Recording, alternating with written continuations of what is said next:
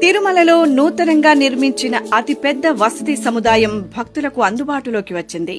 PAC 5గా వ్యవహరించే వెంకటాద్రి నిలయాన్ని సెప్టెంబర్లో జరిగిన శ్రీవారి బ్రహ్మోత్సవాలలో భారత ఉపరాష్ట్రపతి శ్రీ రాధాకృష్ణన్ ప్రారంభించారు. తిరుమలలో ప్రస్తుతం 45 నుండి 50 వేల మంది భక్తులకు మాత్రమే వసతి సౌకర్యం ఉండగా 2018లో PAC 5ను నిర్మించాలని టీటీడీ బోర్డు నిర్ణయించింది. ఇందులో భాగంగా సుమారు 102 కోట్ల రూపాయల వ్యయంతో 2,69,617 చదరపు అడుగుల విస్తీర్ణంతో 5 అంతస్తుల భవనాన్ని నిర్మించారు. మొత్తం 16 డార్మెటరీ హాళ్లు ఉండగా ఇందులో 2,500 మంది భక్తులకు వసతి కల్పించవచ్చు.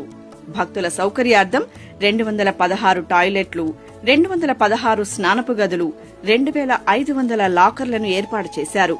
మినీ కళ్యాణకట్ట, ఉచిత అన్నప్రసాద కేంద్రం కూడా భక్తులకు అందుబాటులో ఉన్నాయి. భక్తుల దాహార్తిని తీర్చడానికి ప్రతి అంతస్తులో 2 RO వాటర్ ఫిల్టర్ ప్లాంట్లను ఏర్పాటు చేశారు.